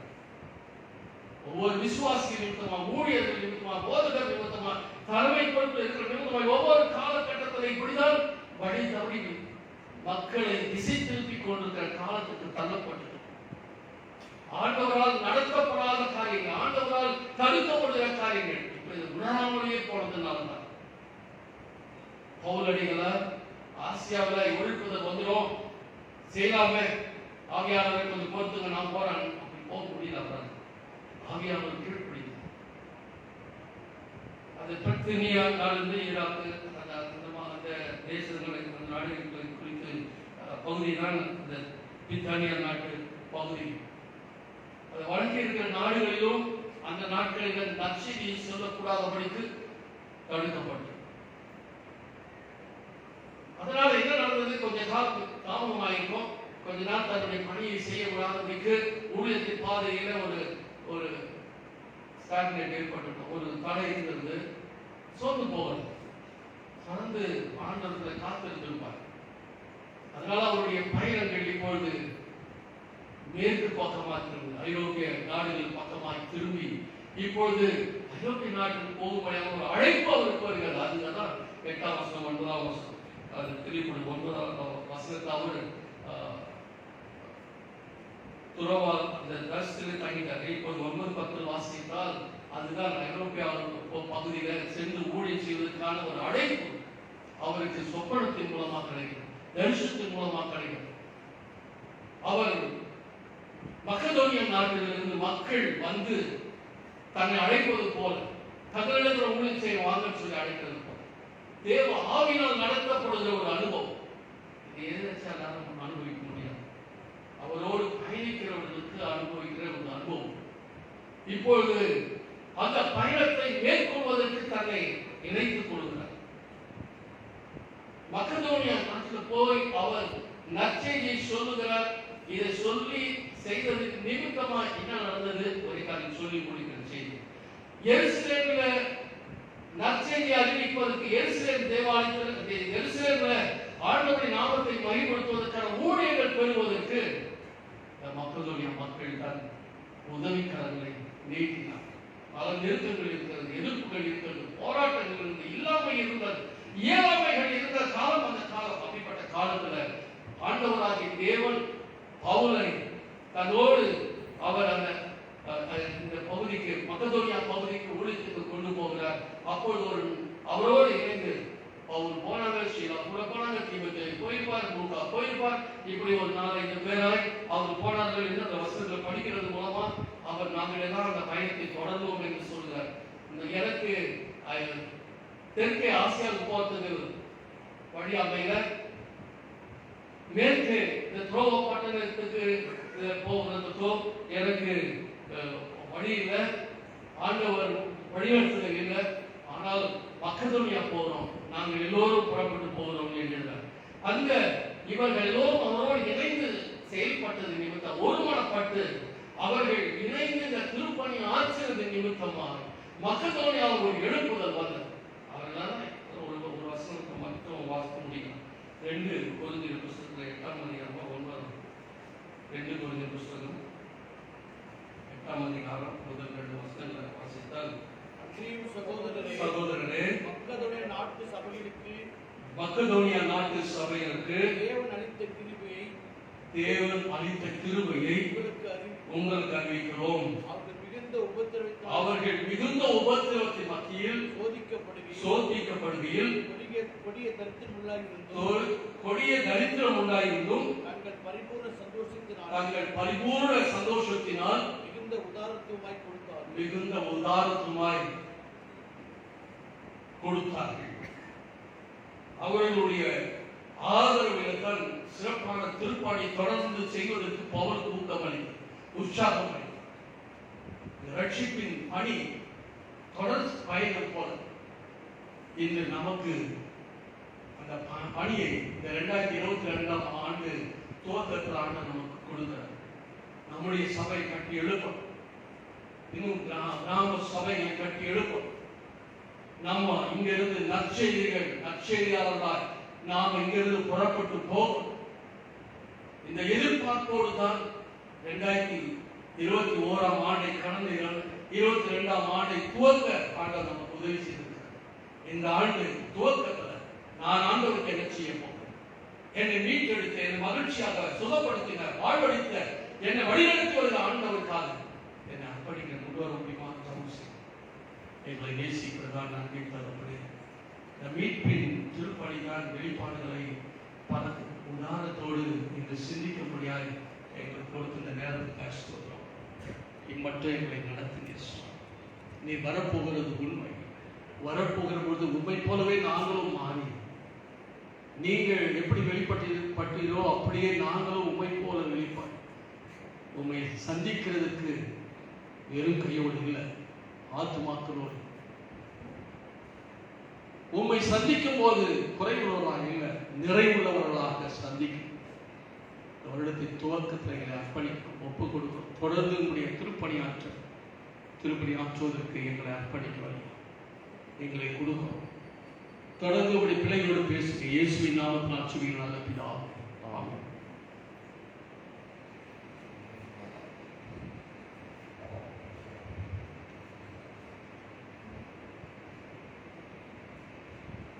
ஆண்டவருடைய வார்த்தை கேட்ட நாம் யாவும் எழுந்து நின்று ஈஸியா விசுவாசத்தை சொல்லுவோம்.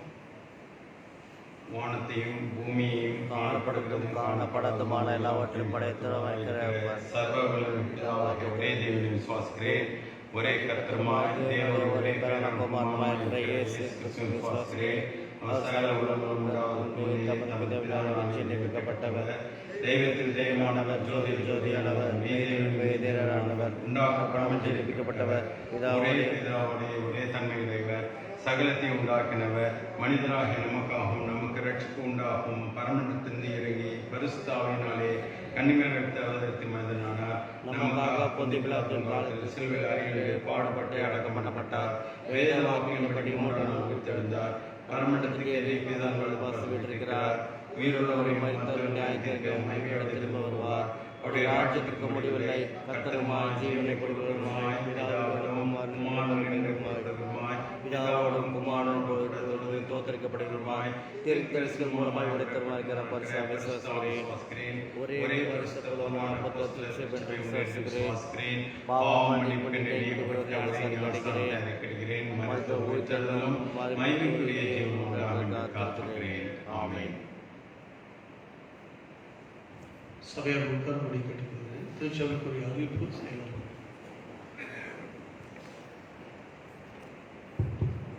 கர்த்தருடைய பரிசுத்த நாமத்துக்கு மகிமை உண்டாவதாக. ஆராதனையின் முடிவிலே ஏற்கனவே அறிவித்தபடி ஆயர்களை கண்டுகொள்ளும் நிகழ்வுக்கும் சபையார் தங்கி போக சற்றே தங்கி போக ஒரு 5 நிமிடம் 10 நிமிடம் தங்கி போக உங்களை என்று நடக்கிறோம். அப்படியே ஏழைகளுக்கான அந்த புடவை வழங்குதலை இந்த வாரத்தில் வழங்குவதாக சொன்னோம்.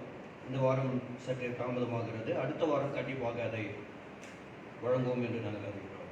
கடந்த நாட்களின் காணிக்கை விவரம்: மாத சந்தா காணிக்கை 3200, ஆராதனை காணிக்கை 7700, வெண் கிறிஸ்துமஸ் காணிக்கை 100, ஆக மொத்தம் 11000. 26/12/2021 பெறப்பட்ட காணிக்கை. 2ஆம் காணிக்கை ஸ்தோத்திர காணிக்கை 1000, பிறந்தநாள் காணிக்கை 1000, ஆராதனை காணிக்கை 5770, ஆக மொத்தம் 7770. 31/12/2021 11:30க்கு பெறப்பட்ட காணிக்கை. மாத சந்தா காணிக்கை 57,050, ஸ்தோத்திர காணிக்கை 5570, ஆண்கள் ஐக்கிய சங்கம் 1205, பெண்கள் ஐக்கிய சங்கம் 1065, வாலிபர் ஐக்கிய சங்கம் 1870, புதிய ஆலை கட்டட நிதி 3690, ஓய்வு நாள் பள்ளி 1430, பேராய விடுதி நிதி 650, நலிந்தோர் நல் நிதி 4585, குருத்துவ பணியாளர் நிதி 350, திருவிருந்து காணிக்கை 640, ஆராதனை காணிக்கை 7760, கல்வி நிதி 3415, கிறிஸ்துமஸ் சிறப்பு காணிக்கை 4820, வருடாந்திர குடும்ப நன்றி படையல் காணிக்கை 24,500, ஆக மொத்தம் 1,18,600. 2ஆம் காணிக்கை ஸ்தோத்திர காணிக்கை 300, பிறந்தநாள் காணிக்கை 500, ஆராதனை காணிக்கை 10,330, ஆக மொத்தம் 11,130. 1/1/2022 9 மணிக்கு எடுக்கப்பட்ட காணிக்கை. 1ஆம் காணிக்கை மாத சந்தா காணிக்கை 69,000, ஸ்தோத்திர காணிக்கை 2220, ஆண்கள் ஐக்கிய சங்கம் 370, பெண்கள் ஐக்கிய சங்கம் 2080, வாலிபர் ஐக்கிய சங்கம் 1710, புதிய ஆலை கட்டட நிதி 570, ஓய்வு நாள் பள்ளி 1920, பேராய விடுதி நிதி 2020, நலிந்தோர் நல் நிதி 2180, குருத்துவ பணியாளர் நிதி 220, திருவிருந்து காணிக்கை 520, ஆராதனை காணிக்கை 21,200, கல்வி நிதி 8,390, கிறிஸ்துமஸ் சிறப்பு காணிக்கை 2,800, வருடாந்திர குடும்ப நன்றிப்படையல் காணிக்கை 7,300, ஆகும் மொத்தம் 1,22,500. இரண்டாம் காணிக்கை ஸ்தோத்திர காணிக்கை 1,500, பிறந்தநாள் காணிக்கை 30, ஆராதனை காணிக்கை 8,290, ஆகும் மொத்தம் 9,820. நன்றி.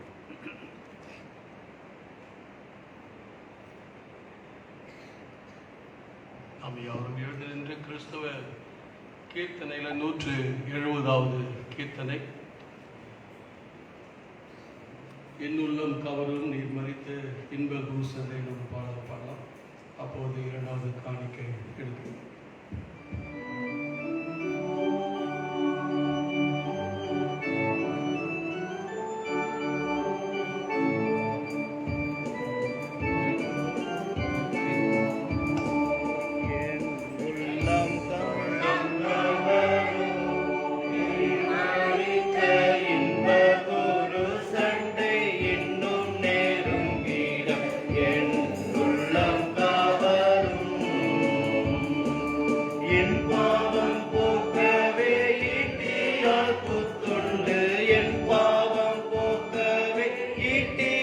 குத்துண்டு ரத்தம் தண்ணீர் வழிந்தோடும் விழாவண்டை என் உள்ளம் கவரும் தீர்மானித்த இன்ப குரு சண்டை இன்னும் நெருங்கிட என் உள்ளம் கவரும்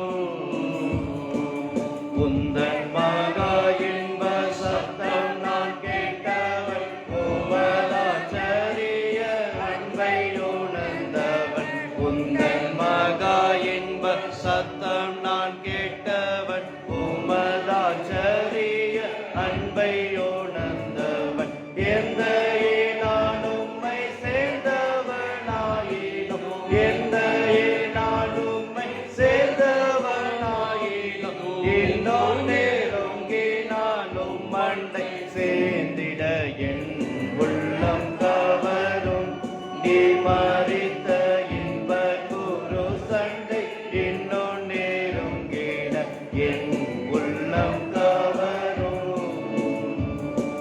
சுத்த கிருபையின் வல்லமையால் என்னை முத்திரியும் உம ஊழியம் செய்திட சுத்த கிருபையின் வல்லமையால் என்னை முத்திரியும் உம ஊழியம் செய்திட அத்தனை உம்மில் நல் நம்பிக்கையாயுந்தன் அத்தனை உம்மில் நல் நம்பிக்கையாயுந்தன் சித்தமே என் சித்தமாக பிழைத்திட என் உள்ளம் கவரும் நீ மறித்த இன்ப குரு சண்டை இன்னும் நெருங்கிட என் உள்ளம் கவரும் உந்தன் அடிதலில் உறைந்து தடித்து ஓர் மணி நேரம் கழிப்பதே பாக்கியம் உந்தன் அடிகளில் உறைந்து தடித்து ஓர் மணி நேரம் கழிப்பதே பாக்கியம் என் தேவனியாதி நேசமாயும் மூடன் என் தேவனியாதி நேசமாயும் மூடன் இன்ப சம்பாஷணை செய்வதே ஆனந்தம் என் உள்ளம் கவரும் நீ மறித்த இன்ப குரு சண்டை இன்னும் நெருங்கிட என் உள்ளம் கவரும் அம்பரமரண ஆழி தாண்டும் வரை அறிய முடிய அன்பின் ஆழம் உண்டு அம்பரமரண ஆழி தாண்டும் வரை அறிய முடிய அன்பின் ஆழம் உண்டு என் வரனே உந்தன் அன்பின் ஆழத்தை நான் என் வரனே உந்தன் அன்பின் ஆழத்தை நான் இம்மையில் கூடிய மட்டும் அறிந்திட என் உள்ளம் கவரும் நீ மறித்த இன்ப குரு சண்டை இன்னும் நெருங்கிட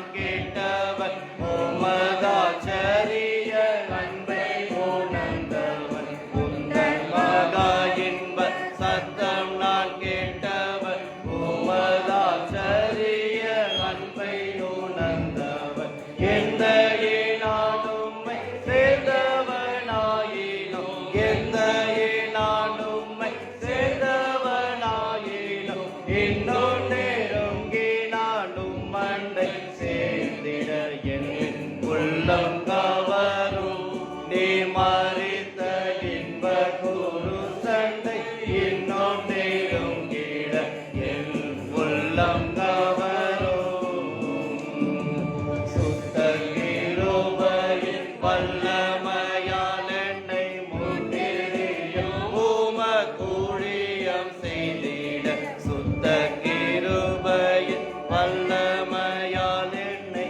முத்திரியும் ஊழியம் செய்திட அத்தனை உம்மில் நல் நம்பிக்கையாயுந்த அத்தனை உம்மில் நல் நம்பிக்கையாயுந்த சித்தமே என் சித்தமாக பிழைத்திட என் உள்ளம் கவரும் நீ மறித்த இன்ப குரு சண்டை இன்னும் நேருங்கிட என் உள்ளம் கவரும்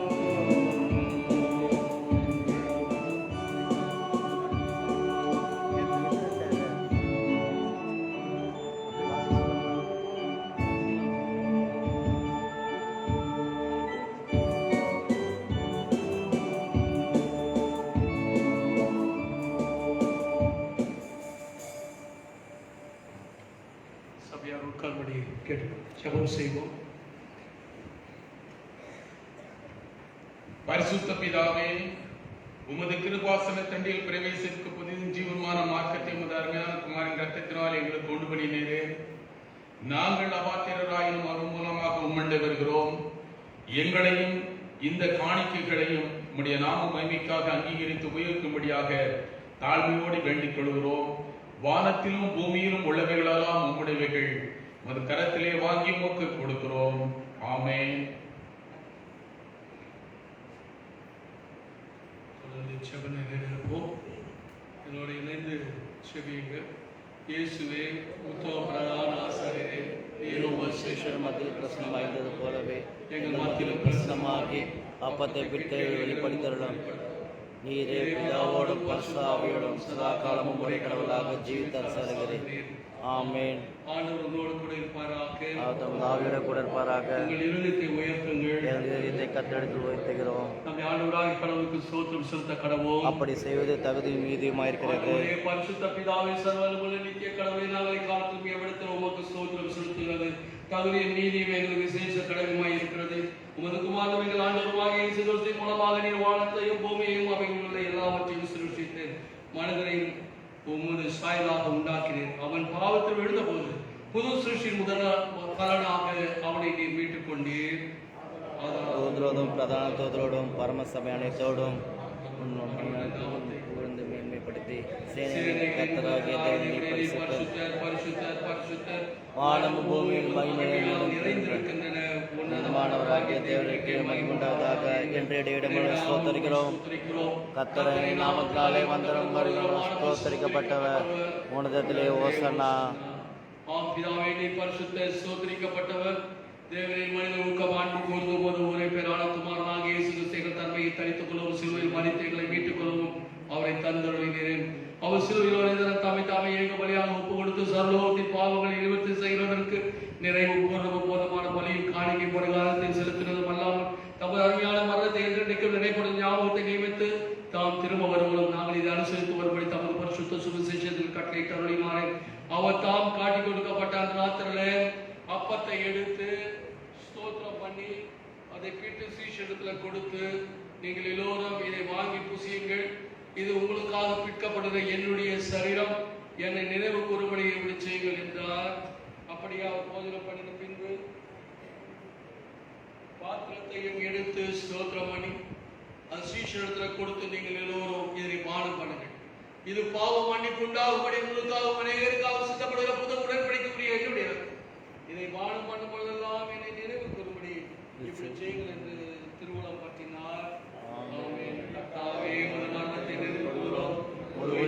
அறிக்கையிடுகிறோம். நீ திரும்பி வர காத்திருக்கிறோம். கிறிஸ்துவே உமக்கு ஸ்தோத்திரம் உண்டாவதாக. இரக்கமுள்ள பிதாவே, நாங்கள் பெற்ற அப்பம் கிறிஸ்துவின் சரீரத்தின் ஐக்கியமாய் நாங்கள் ஆசீர்வதிக்கிற பாத்திரங்கள் கிறிஸ்துவின் ரத்தத்தின் ஐக்கியமாய் இருக்கிறபடியால் எங்களை நீரை தந்த இந்த அப்பத்தின் திராட்சரசத்தையும் பரிசுத்த ஆவியால் பரிசுத்தப்படுத்தி தர வேண்டும் என்று மிகுந்த தாழ்மையோடு பிரார்த்திக்கிறோம். நாங்கள் எல்லோரும் எங்கள் ஆண்டவர் இயேசு கிறிஸ்துவின் கூட்டி இணைக்கப்பட்டவராய் விசுவாசத்தில் ஒருமைப்படவும் தலையாகி அவருக்குள் எல்லாவற்றும் வளரவும் எங்களுக்கு கிருபை செய்யும். அவரோடு பரிசுத்த ஆவியோடு ஐக்கியமாய் இருக்கிற சர்வவல்லமையுள்ள பிதாவாகிய அவர் மூலம் அவர் மூலமாயும் சகல கனமும் மகிமையும் என்றைக்கும் உண்டாவதாக. ஆமென். தாழ்வின் சபத்தை நாம் சேர்ந்து எடுப்போம். இரக்கமுள்ள கர்த்தாவே, எங்கள் சுயநீதி நம்பினால் நம்முடைய பந்தியில் சேர துணியாம் தேவனுடைய அளவற்ற இரக்கத்தை நம்பி சேர்கிறோம். உடைய மேஜின் துணிக்குள்ள பொருட்களான பாத்திரம் அல்ல, ஆனாலும் நம்முடைய மாத ஆண்டவராயிருக்கிறேன். ஆகிய கிருபையுள்ள கர்த்தாவே, உமது அருமையான குமாரனாகிய இயேசு கிறிஸ்துவின் எங்கள் பாவமுள்ள சரீரம் ஆத்மாவும் சுத்தமாகி எப்போது நாங்கள் அவருக்குள்ளும் அவர் எங்களுக்குள்ளும் வாசமாக இருப்பதற்கு ஏற்ற விதமாய் அவருடைய சரீரத்தை புசித்து ரத்தத்தை பானம் பண்ண எங்களுக்கு கிருபை செய்தருளும். ஆமென். நாம் பிற்கிற அப்பம் கிறிஸ்துவுடைய சரீரத்தின் ஐக்கியமாய் இருக்கிறது அல்லவா?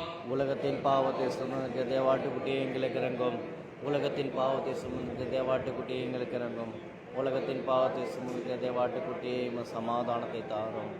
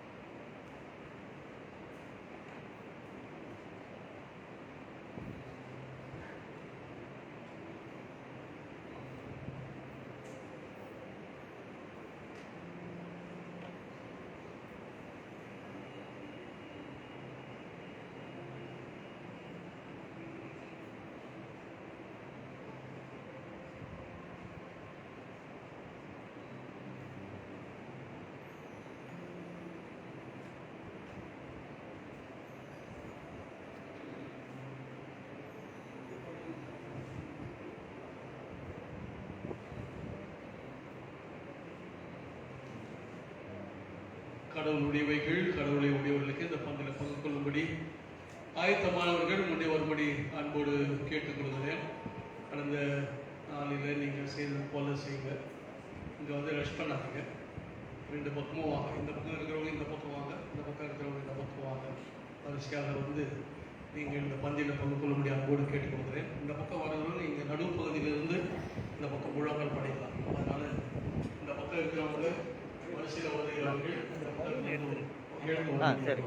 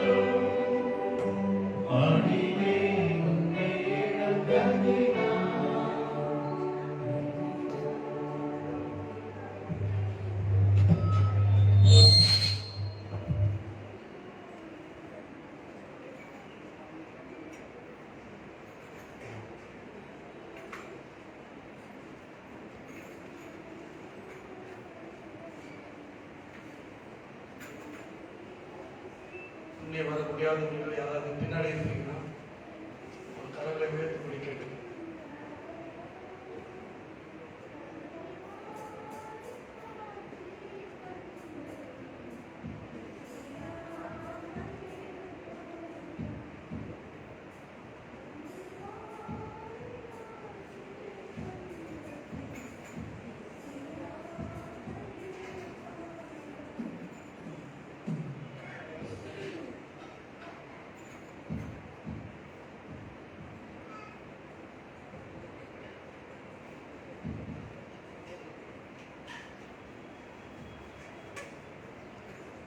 ஆண்டவருடைய சரீரத்தையும் மொத்தத்தையும் பெற்றுக்கொண்ட உங்களையும் குடும்பங்களையும் கத்த ஆசீர்வதிப்பாராம். ஜெபம் செய்வோம்.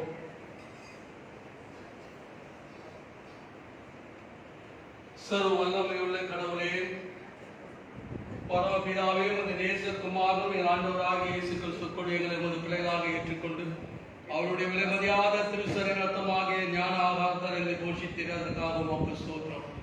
எங்கள் பாவங்களை மன்னித்து நித்திய ஜீவனை எங்களுக்கு வாக்கு பண்ணியிருக்கிறீர். அளவிடப்படாத இந்த நன்மைகளுக்காக உம்மை ஸ்தோத்திரிக்கிறோம்.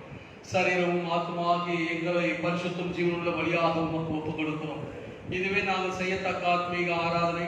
நாங்கள் இந்த பிரபஞ்சத்திற்கு ஒத்த வேஷம் தெரியாமல் தேவனுடைய நன்மையும் பரிபூர்ணமான சித்தம் என்னதென்று பகுத்தறியத்தக்கதாக எங்கள் மனம் புதிதாகிறதுனாலே மறுரூபமாகும்படி எங்களுக்கு அருள் புரியும். கடைசியில் நாங்கள் உங்கள் பரிசுத்தமானவர்கள் அனைவரோடும் ஒரு நித்திய ராஜ்யத்தின் ஆனந்தத்தை அடையத்தக்கதாக இவ்வுலகத்திலேயே கீழ்ப்படிந்து நடக்க எங்களுக்கு திரும்ப செய்யும். உம்மோடும் பரிசுத்த ஆவியோடும் ஒரே கடவுளாய் சதா காலம் ஜீவித்த அரசாளர்கள் எங்கள் ஆண்டவர் இயேசு கிறிஸ்துவின் மூலமாய் வேண்டிக் கொள்கிறோம்.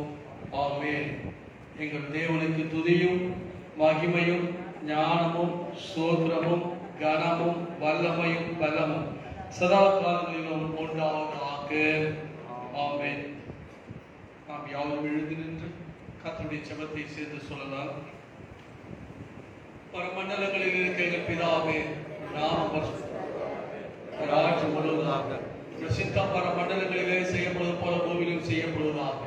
அது வேண்டிய ஆகாரத்தை எங்களுக்காக எங்கள் விரோதமாய் குற்றம் செய்கிறார்கள் மன்னிக்கிறது போல குற்றம் பண்ணி எங்களை சோதனை பேசி நாமத்தில் ரட்சத்துக் கொள்ளும். ராஜ்யம் வல்லமை மகிமை என்றென்றைக்கும் உம்முடையது. ஆமென். எல்லா புத்திக்கும் மேலான தேவ சமாதானம் உங்களோடு கூட இருந்து நீங்கள் தேவனையும் அவருடைய குமாரனாகிய நம்முடைய நாதர் இயேசு கிறிஸ்துவை பற்றிய அறிவிலும் அன்பிலும் நிலைத்து நிற்கும்படி உங்கள் இருதயத்தையும் சிந்தையும் காக்க கடவுது. பிதா, குமாரன், பரிசுத்த ஆவியாகிய சர்வ வல்லமை பொருந்தின தேவனுடைய ஆசீர்வாதம் உங்களுக்குள்ளே இருந்து எப்போது உங்களோடு கூட நிலைத்திருக்க கடவுது.